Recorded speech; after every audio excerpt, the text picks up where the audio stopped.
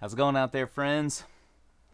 Welcome to another live stream. I'm gonna play some tunes, or a tune rather, and I've got a new friend to debut here tonight. So hopefully you guys enjoy this.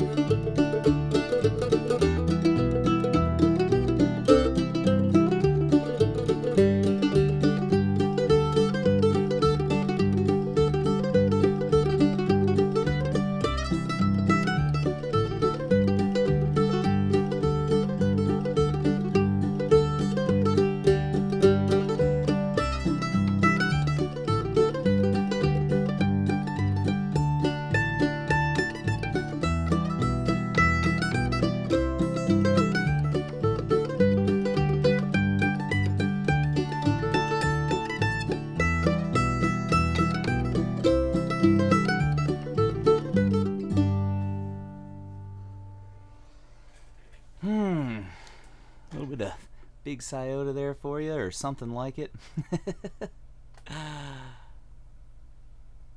Couple bad notes in there. Nice. Johnny says she's a beaut, Clark. Magnus is gonna be so jelly. I think you're right about that one. Magnus hasn't seen this one yet. I'm gonna show it to him later this week, so that's funny. For all of you that don't know the hype, this is my new mandolin here. I've got a Red Diamond F model. If you've been following my mandolin saga over the last year or so, you'll know that I've been proudly playing a Red Diamond A model. But Don had an F that was looking for a home, and I had to take it. You know what I mean? It's like when you're at the pet store and you see that cute puppy. You know what I mean? You're just like, oh, I can't leave it here. That would just be irresponsible, right? So yeah, if anyone cares, it's a Red Diamond Vintage 22, number 326. It's got a flat fingerboard on it, which is kind of weird for a Red Diamond, and it's got frets all the way up in the fretboard extension, which is also kind of weird for a Red Diamond. Usually Don scoops the fingerboard and does a radius on the fingerboard, but this one was kind of a custom order that the person ended up not being able to get, so I get to benefit. Lou said sometimes mandolins find you. That's definitely the case with this one, my friend. Definitely the case. Well, I'm gonna put it back in the rack here and drop my pick and make a big noise. Awesome. Everything's good. She's not gonna fall over, and I'm not gonna cry. There we go. Well, it's good to see you folks out there. Really excited to be back for another live stream. This is, like I always say, my kind of favorite hour of the week. Time to do some meditation, get mindful, and all that kind of stuff. If you're joining us for the first time, it looks like we've got all of the usual suspects out there. I see Lewis, Marion, Johnny. But if you're joining us for the first time, my name's Hayes Griffin. Welcome to the channel. And the purpose of this stream is just to kind of generally talk about mindfulness and how we can use the concept of mindfulness practices and philosophies to kind of better ourselves as musicians and people. So before we kind of get into any of today's whatever stuff, let's go ahead and do a little bit of meditating here. I think I could use it. Loco Joe, oh my God, Loco Joe makes his final, or his return finally. I mean, that's awesome. He says, who except for Chris Thiele uses these high frets anyways, right? I'm with you, man, right? That's great. Good to see you back here, Joe. Must be kind of late for you over there, buddy, but we appreciate having you. All right, I promise. I'm going to shut up now, and we're going to do a little bit of meditating here. I might even turn my mic off because I hear some gurgles and stuff from the plumbing in the background, just so you guys don't get too distracted. But for those of you that don't know, we're doing a mindfulness meditation, which simply means that we're going to use an anchor, some kind of thing that's occurring here in the now, in the moment, to kind of keep your mind in the present moment so that we can kind of flex this muscle of mindfulness through the art of meditation. I like to use my breath. So for 5 minutes, we're going to do a little meditation. And if you want, we can find a good posture right now. I'll run you through that. If you're seated like I am, make sure that you're up on your sits bones. You're not like slouching in your chair, or anything like that. If you're on a chair, kind of sit toward the front of that chair and put your feet, kind of level and firm on the ground. And then the thing that I like to do, the old string in the top of the head, draw that up to the ceiling, and what that'll do is bring your shoulders back. You can even see mine go. Tucks your chin in. It shouldn't be straining or anything, but just find like a natural, upright, poised position. And then I like to place my hands on my lap or my knees. You can go a little, pause like some of the Buddhists like to do, or just go open wrist. I like to go open palms because as musicians we're always in a curved kind of finger status, so I feel like opening the palms is never a bad thing. All right, folks, here goes the meditation timer. Just focus on that breath, see how many you can count, and we'll see you on the other side.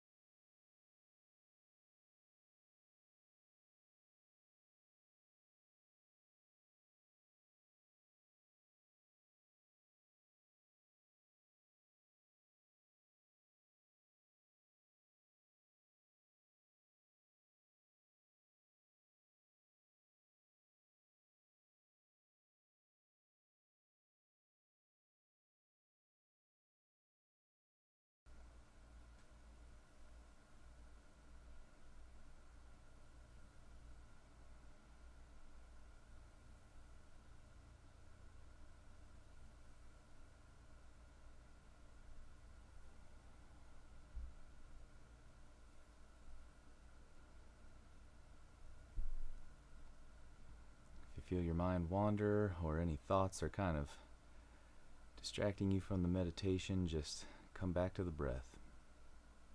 Let the thoughts be there. That's what they're supposed to do. Put the breath in the front of your mind.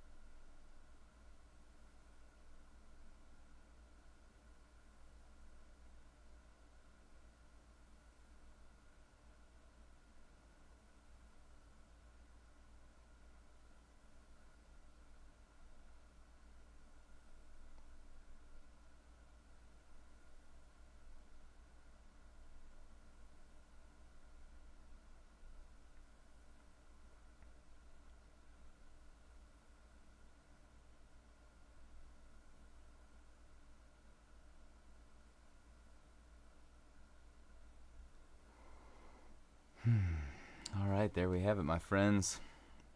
Another meditation successfully on the books. So I always like to do this, that every week we kind of check in with our experience of meditating during the live stream and see how we thought we did. So an easy way to do that is rate yourself on a scale from 1 to 10. 1 being I wasn't mindfully engaged with the meditation at all, and 10 being that I achieved a new plane of consciousness. I'm going to give myself a 6 on that one. Nice, me and Lewis are in the same boat. I had to get up in the middle of the stream and never try to do a meditation with a door closed and 2 cats in your house. A closed door is just an opportunity for noise making. Those cats. I love them, though. Nice. Joe is on a 7-8. I like that, Joe. Not quite to reaching nirvana, but getting close, right, buddy?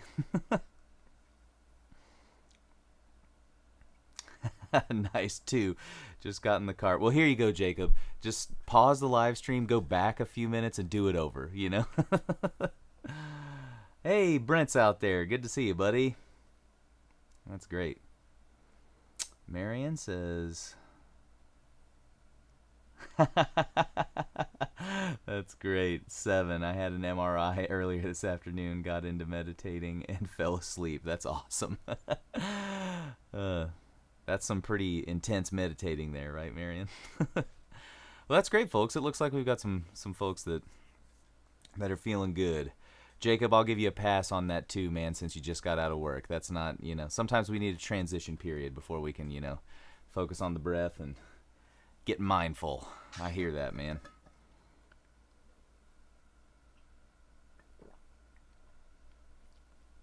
Well, folks, today I was reading my trusty book, The Power of Mindful Learning, again, and was kind of thinking about.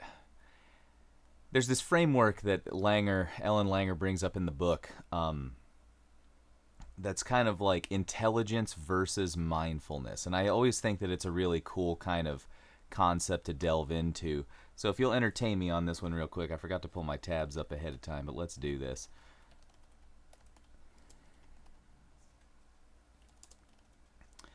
So I'm going to define both of those words for you, and by define both of those words, I mean look up definitions and read them to you. But I think it's a good exercise, because a lot of us, we're taught as children, I think, to approach things from like what Ellen Langer describes as like a linear intelligence approach. And that's not to say that, that approach is bad or anything like that, but I think that there are some things that can be learned from the comparison of these two concepts, especially as it relates to music, because constantly we're, how many of you out there have even described yourself this way, like I've hit a plateau or I've hit a wall, with my technique, or this one song, I just can't seem to do the thing that I want to do, right? So maybe if you kind of reframe your approach from like an intelligence linear pathway into kind of, breaking through that wall or above that plateau, or however you want to, metaphorize it, and go for more of a mindful route, then, you might make some progress. I know it really worked for me. So let's check this out. Intelligence. The ability to learn or understand or to deal with new or trying situations. Another definition, the ability to apply knowledge to manipulate one's environment or to think abstractly as measured by objective criteria, such as tests. I think that second definition is the one we're looking for here. So using kind of preconceived knowledge that you were either given or came up with on your own, to run through a set of tasks, a linear path, to find a desired outcome, right? So now let's check out mindfulness.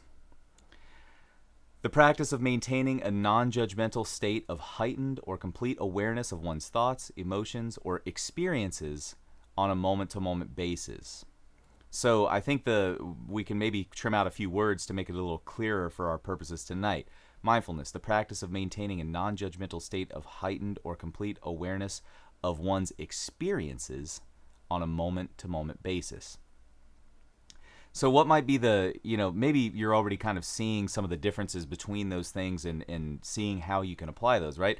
Intelligence, as we just defined it, if we take the intelligent approach, we've got a set of steps that have been laid out in front of us in order to complete a task, whereas mindfulness is almost a completely different thing, right? It's maintaining an awareness of the current situation, an open-minded, total awareness of the current situation in order to really perceive what's there and react based upon the things that are in front of us, So whereas intelligence is like more of a linear, straight path forward, like mindfulness in this instance can be thought of as like zone defense. You know what I mean? Like your head is on a swivel. You're looking for the correct path as it reveals itself to you.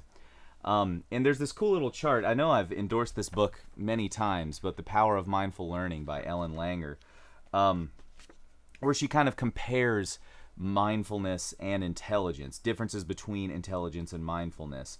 And, just to read a couple of the things here, the intelligence column, corresponds to reality by identifying the optimum fit between individual and environment, whereas mindfulness controls reality by identifying several possible perspectives from which any situation may be viewed. Another kind of comparison in this chart, intelligence, a linear process moving from problem to resolution as rapidly as possible, which, come on, that's definitely how most of us try to approach problems in music, right? We see a problem, oh my God, my technique sucks, I can't play this thing fast, so we try to get from not being able to play fast to being able to play fast as quick as possible. The mindful approach, a process of stepping back from both perceived problems and perceived solutions to view situations as novel. And I've heard some of my like Buddhist kind of meditation coaches and stuff like this saying that like mindfulness almost means that you're just like constantly curious about your environment. A problem pops up and you don't get frustrated by it, you get curious by that problem, you know? So it's like if you're trying to play a tune, you know, for me, I've been really working on this kind of pronated and supinated kind of approach to my right hand so I can play speed techniques. If that means nothing to you, don't worry about it, you know? But it got really frustrating for me to play fast for so long, you know what I mean? Because I would just try and try and try, and I'm like, I know where my left hand's supposed to go, I know which strings my right hand is supposed to hit, but it just wasn't happening as I ratcheted up the tempo. But then, you know, to me, the linear approach to playing fast for a lot of us is, well, barrel down, tense up, and get faster. It takes muscles to play fast, right?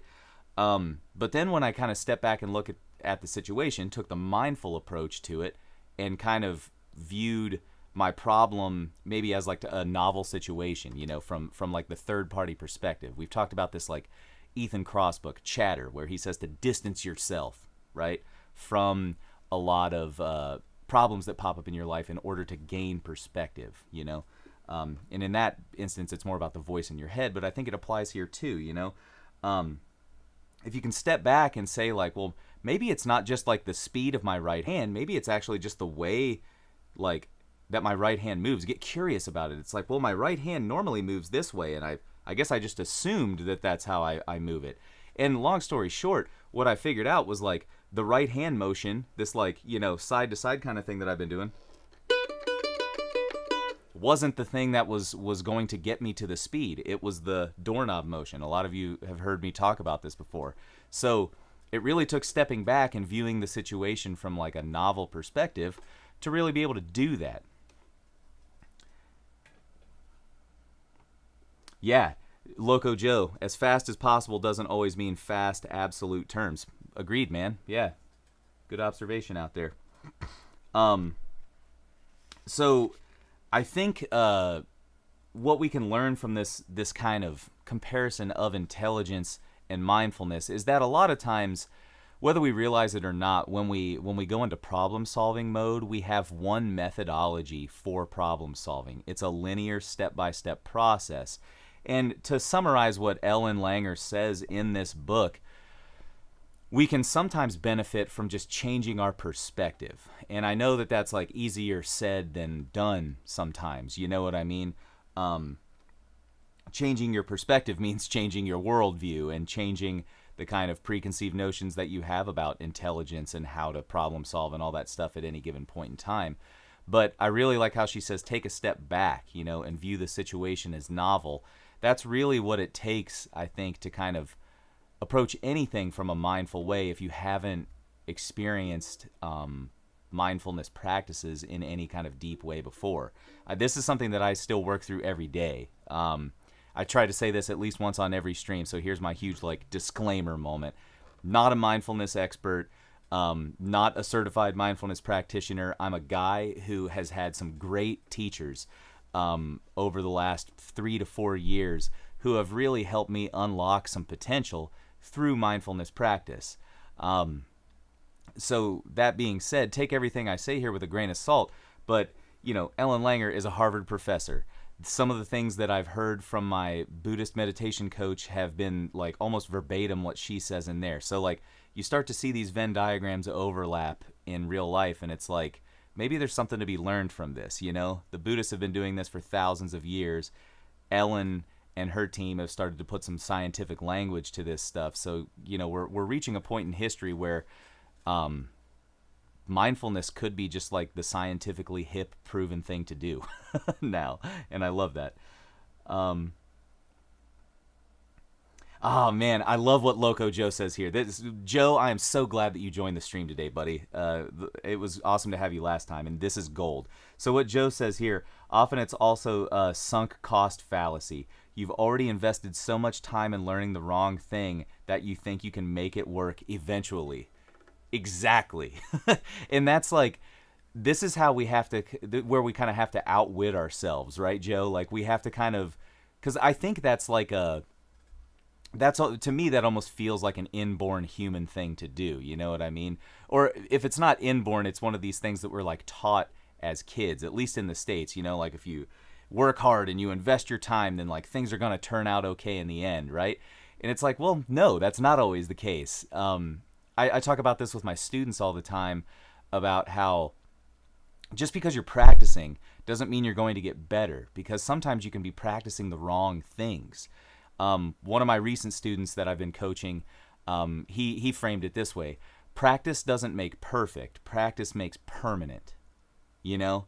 So if you work on something, you're going to do that thing really well over time. But if that thing is not a good thing, say it's like, putting your right shoulder into your ear and barreling down and trying to play really fast, that's not a good thing. That in fact prohibits you from achieving the thing in the end. And what Joe said here is absolute gold. So don't ever feel like you're too invested in something to pull back and experiment, and try a different direction. I think that's what mindfulness practice is all about. If you stop and actually take a step back, look at the moment, and see that the thing that you're doing isn't working, or that you're not achieving the desired outcome, then if we want to go to the true scientific method or anything like that, instead of just this kind of linear intelligence approach, it bears experimenting with something else, right? If you've invested a lot of time and you're not seeing results, you've done the scientific method for that one route. That's great. You experimented 20 times, the results didn't change. Awesome. Go back down the path, try a new one. So that's kind of all I wanted to get at tonight, and kind of at least hip everyone to that perspective that a lot of times we're in the intelligence mindset, not the mindfulness mindset when we're looking at problems. Joe says, as a self-taught player, I speak from lots of experience in that area. Man, I'm so with you. I had lessons and stuff like that when I was a child, but a lot of my study was self-guided, and I made a lot of bad habits and learned a lot of bad things because of that, and it's cool because a lot of folks who are self-taught, I think eventually, if they're curious enough, right, will work their way out of these scenarios, So one thing that I actually wanted to turn this whole discussion around on everyone that's in the stream tonight. I see that we've got a few folks out there with us. So if you can, come up with one scenario in your practice session where you feel stuck, right? Just think about this. You don't have to type this into the chat or anything, but think about one situation in your practice session where you felt stuck or felt a limited amount of progress, not as much progress as you've wanted. And then think about how you've actually gone about approaching fixing that problem. Were you in the intelligence way, or were you in the mindful way, right? And once you kind of gather your thoughts on that, think about that problem that's really been bugging you lately. Briefly describe the problem in the chat box if you can, just like a one-sentence thing. Describe in another sentence the kind of intelligence way that you've been doing things, and then describe maybe a third mindful scenario. How can you pull back and maybe reassess that scenario? I know I'm asking you guys to type what could become an essay, but I think this can be done in 3 or 4 sentences. You know what I mean? And if you don't feel comfortable doing it in the chat, just do it on your paper or your phone or something like that at home, because I think that this approach, if you analyze it this way, can really, really help you break out of that box, break beyond that plateau, whatever you want to call it. So 1, identify your problem. 2, describe the way you've been tackling it. And 3, think of a mindful way that you can attack it going forward in the future. There's my succinct way of describing it. And while you do that, I'm going to play another tune.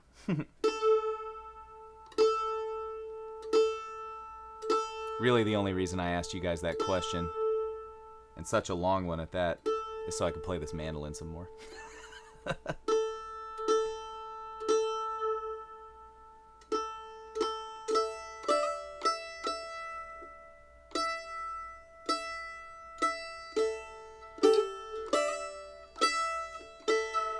Get it in tune for you as well.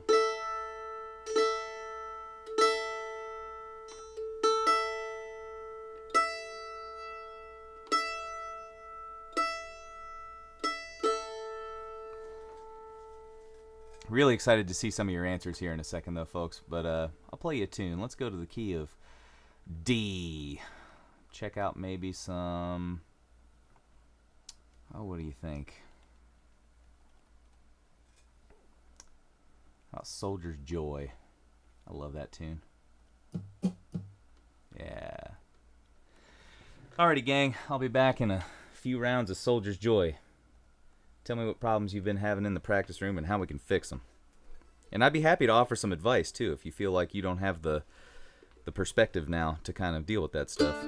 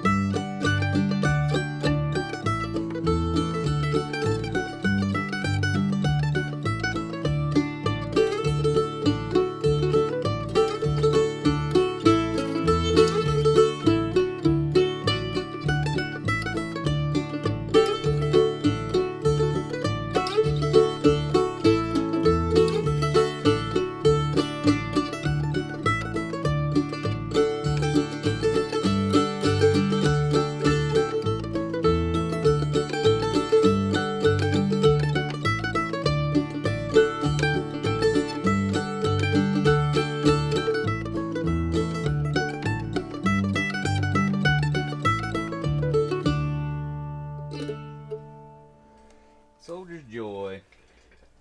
Fun tune. I hadn't played that one in a while, and me and my buddy Adam Schlenker played a whole bunch of sets at this great festival in Central Ohio this past weekend called the Ohio Lina Festival, kind of celebrating the connection between the music of North Carolina and Ohio.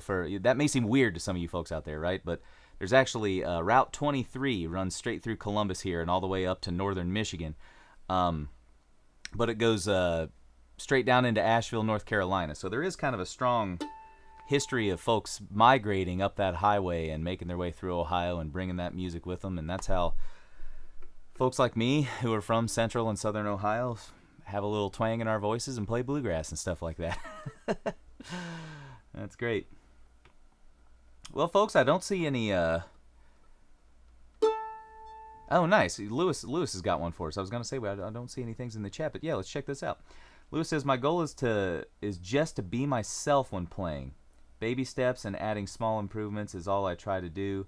Not being upset with myself is the most helpful. That's man. So Lewis is already. So I knew Lewis would be taking a mindful approach to this because his wife Becky, she is a mindfulness practitioner there. So yeah, that's great, man.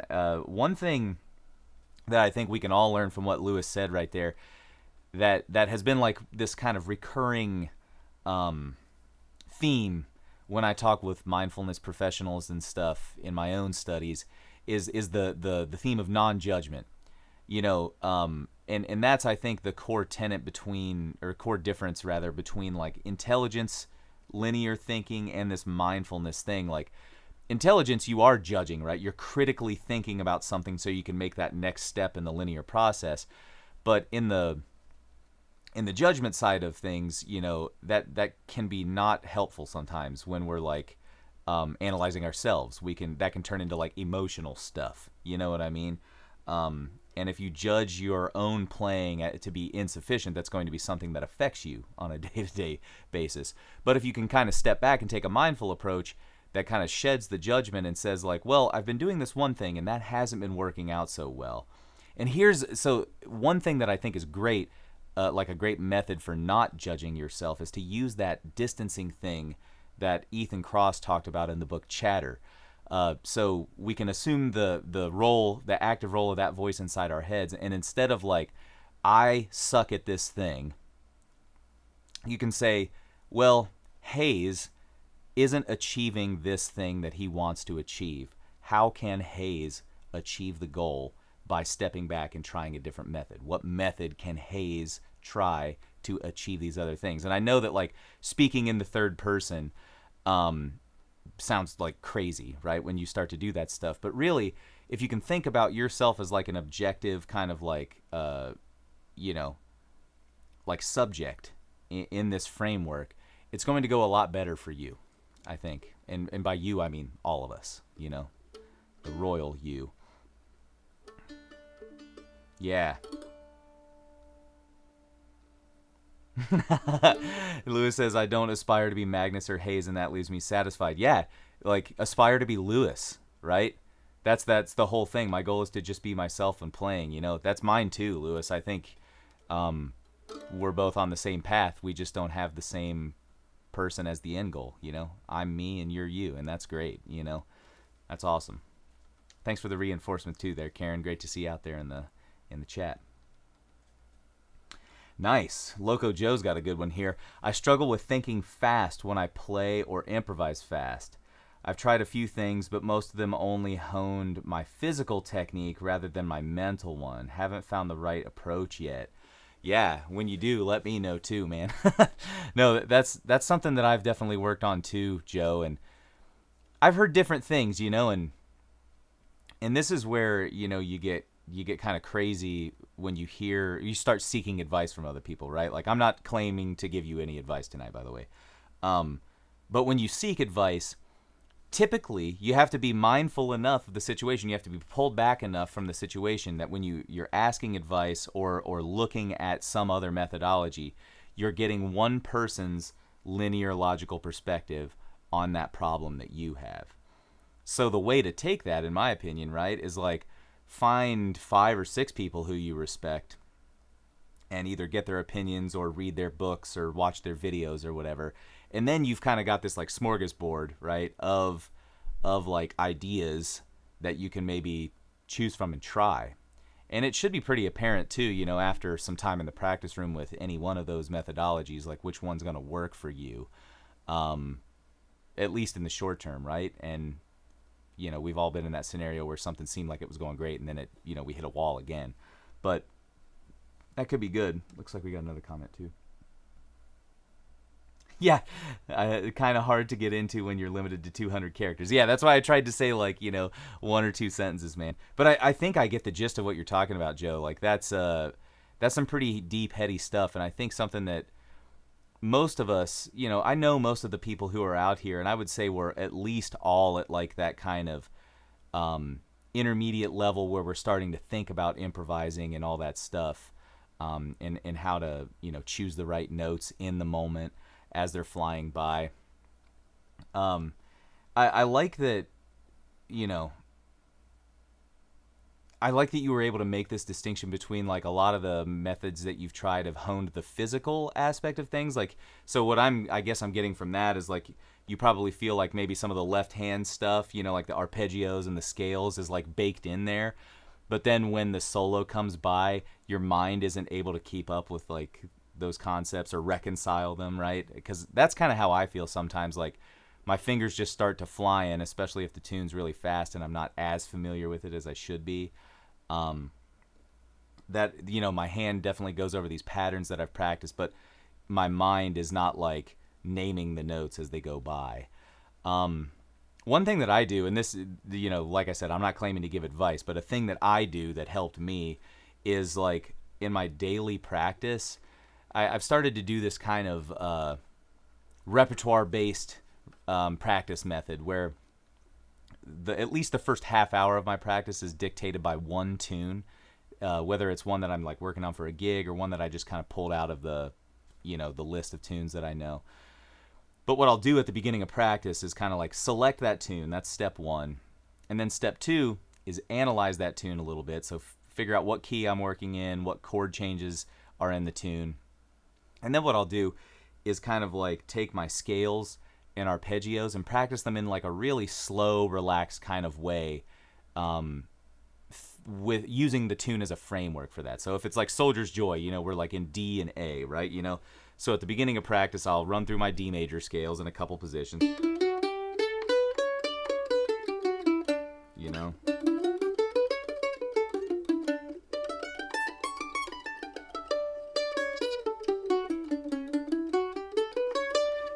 Just find D major scales, do my thing, do them in intervals,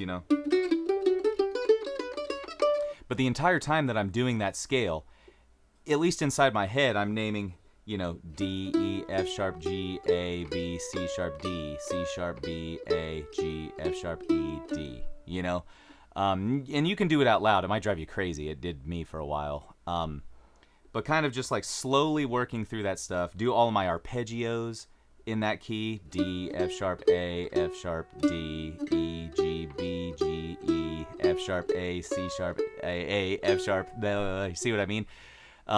But like if you can keep a clear mental picture of that, the way that I like to think about this practice is like by vocally assigning a letter to it, or at least like kind of, the voice inside my head, you're like just kind of getting those gears turning, you know what I mean? The juices flowing of like connecting the mind to the musical thing, the musical material that you're going to use to improvise. And that's, like I said, this may be a dumb methodology for you. You may have already tried this and you're like, Hayes, you're full of crap. I hate it.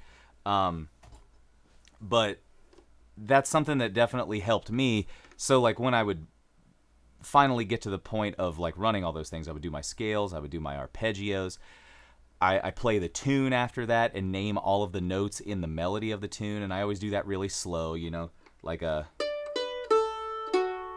so D, B, A, F sharp, D, F sharp, A, D, D, D, B, A, F sharp, D, F sharp, E, and sing along with it too, hum the melody. If you can associate like the pitch in your voice with the pitch on your instrument and the note name, you're like, combining all of these things.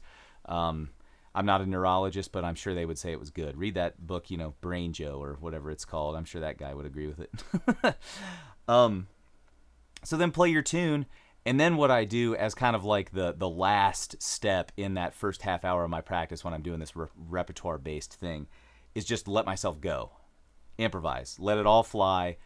Don't actively try and think about all of the note names, but here's the deal, right? If you have been actively thinking about all the note names in that like 10 or 15 minutes or 20 minutes leading up to it, it's like you won't be able to help yourself but think of all of those note names. It's like here, I'm going to play this tune, but don't keep that tune in your mind, like as soon as you like set up a kind of barrier for yourself, then it's immediately just going to, happen.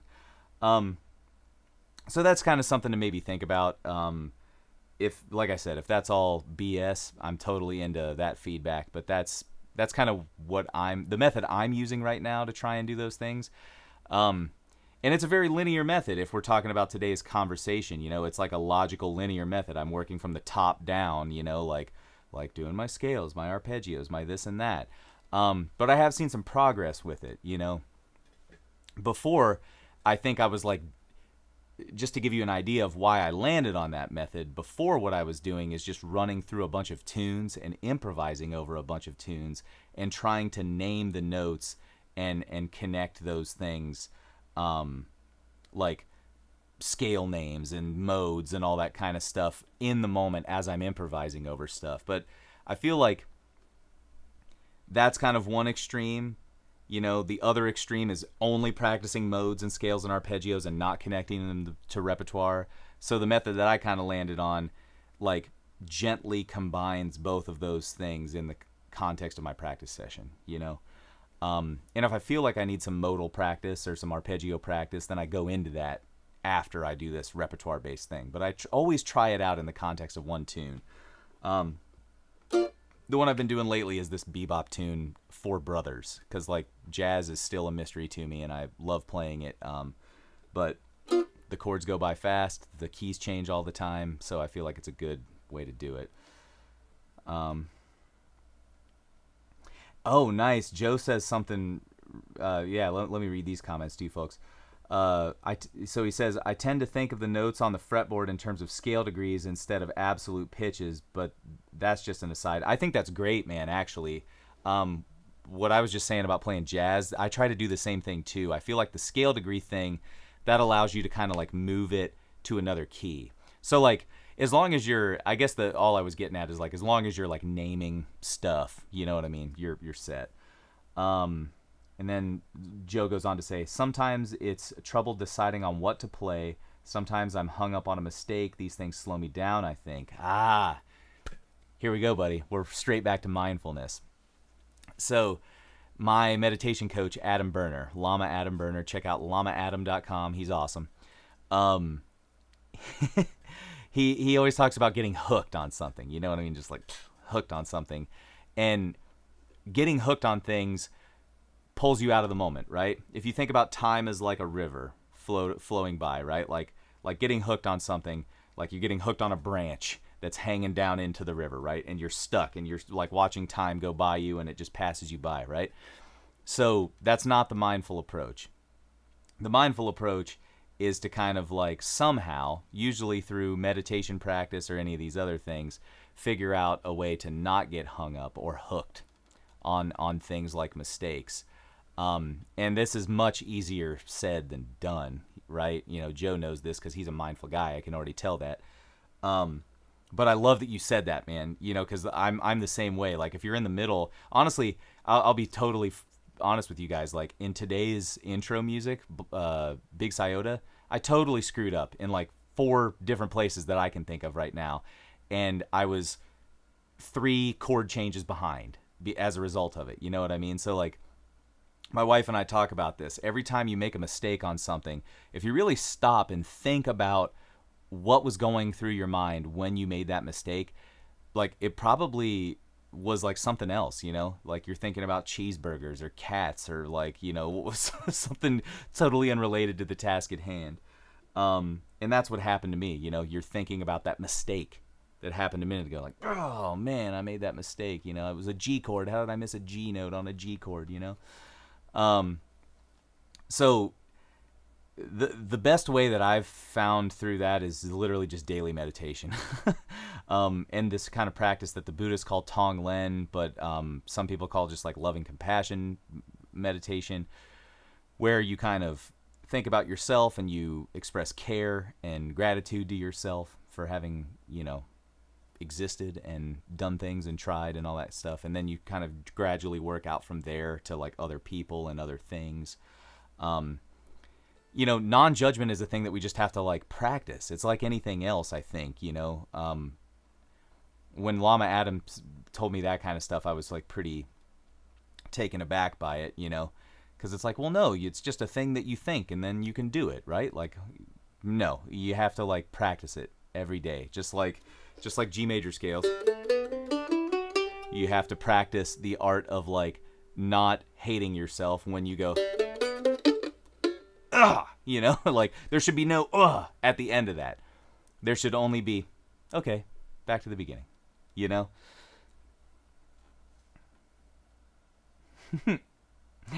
Lewis he's going after me, man. I like that. Missed a G on the G chord, looking at other than the root. Yeah. I just released a short today that talks about how you should play other notes than the root note to a chord. So go check that out if you want. It's a short here on YouTube, or you can follow me on Instagram, Facebook, TikTok, all the main ones. I don't do Twitter. I don't do Snapchat. I don't do any other weird social media platforms that I probably don't know about.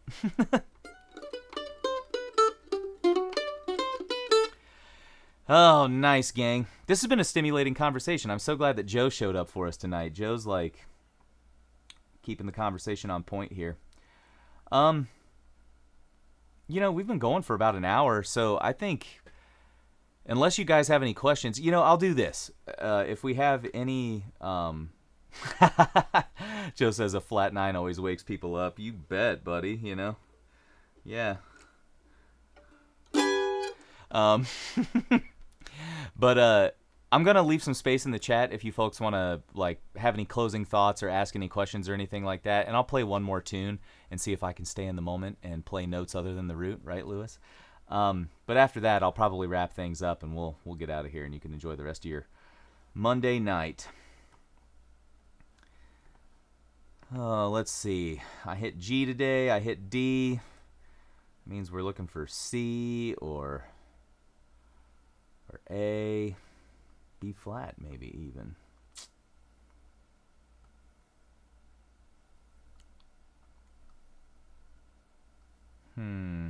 Here we go.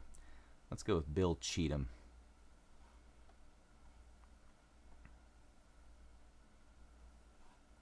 Yeah. We'll do an abbreviated version. I'll go 3 times through just so you can put some questions in the chat there for me.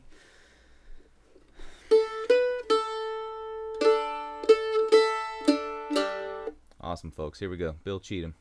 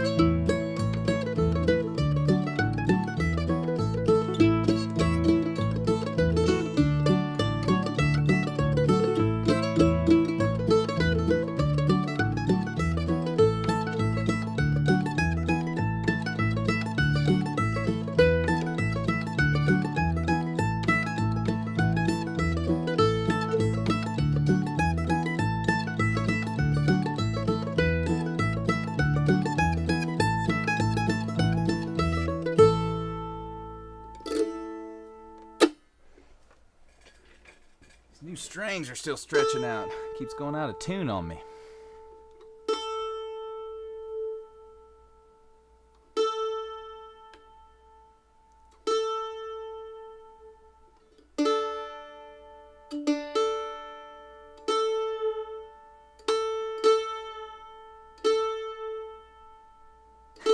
The jerky shuffle. I love that, dude.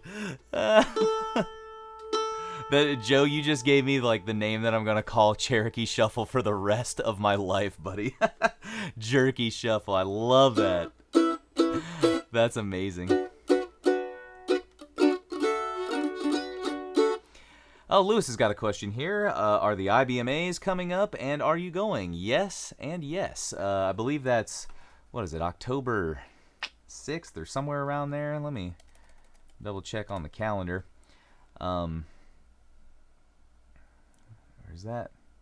No, that's next weekend. Yeah, so like a week from this Friday, I think, is the awards, or Saturday.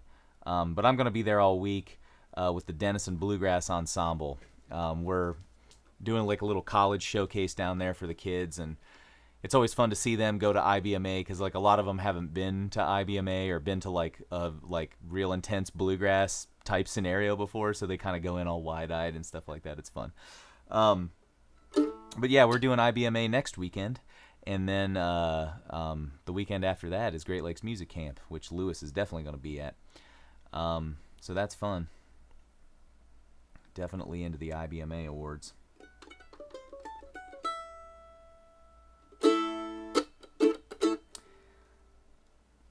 Joe says, I thought of another thing. I lose count so easily doing that extended dirty third thing. Yeah, dude.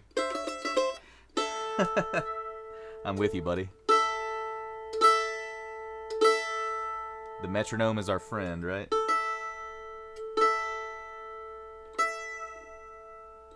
Marion says, what strings am I playing on? This mandolin came to me the other day. I just picked it up 2 days ago, Marion. But it's got straight up strings on it. I like those for mandolin recently. I've kind of been experimenting with those. I use GHS Infinity Bronze on my guitar, but I've kind of been gravitating toward these straight up strings. Josh, I don't know why I can't remember the name of them.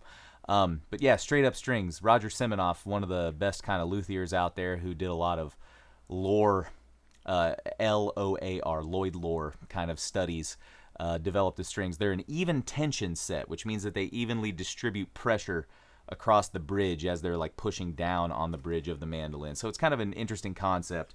I know that Don McRosty, the guy that builds Red Diamonds, is really into that. So it like even compensated load, I think they talk about it sometimes. So interesting thing to check out. Straightupstrings.com, I think, is where you'd find that. Yeah, that's awesome. All right, gang. It seems like that's probably it for the questions. So I'll say this to get out of here. I really appreciate you all showing up. And one thing that we always like to do, I steal this from the Buddhists too, right? You know, I always say this. I'm not a Buddhist, but I love so many of the things they do. I think they can really help with a musical practice. We got to dedicate the merit of our efforts here today. So just want to show gratitude to you, and you should be showing some gratitude for yourself for even thinking about this stuff, wanting to better yourself. The fact that you showed up and did it means that you made some progress today. So yeah, dedicate the merit of your efforts here today, and that's all good stuff. One last thing. If you head to hayesgriffin.com, I always forget to say this, but head to hayesgriffin.com and sign up for my email list. I've got some cool things that are kind of in the works for mindfulmusicmaker.com, so you'll definitely want to be on the email list. That's the best way to kind of find out about those things.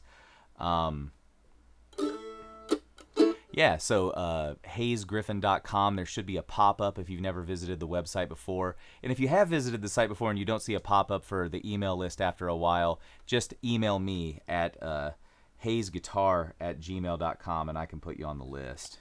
hayesguitar@gmail.com. But yeah, Mindful Music Maker, just to kind of give you a little sneak peek, I'm definitely doing a podcast. I've got about 5 episodes written and some special guests lined up, so we'll be coming at you not just every week for a weekly practice with you folks, but hopefully engaging conversation with some great mindfulness practitioners that you can listen to on your morning commute or bike ride or whatever. So got some cool stuff in the works for that, and would love to keep you on the loop for it. So hayesgriffin.com and sign up for the email list. Excuse me. Also, if you don't follow me on Instagram and TikTok and all those kind of places, definitely follow me there too. I've been releasing a lot of those short form content videos and having fun with it, so check that out. They're goofy, but it's fun. All right, I see Lewis out there. Great to see you, buddy. Karen, thank you so much. Marion, thank you so much. And Johnny, I owe you an email. I saw yours come in today. We'll get it all hammered out and maybe start next week. If that's cool, man. Thanks so much, folks. Really appreciate you. Take it easy.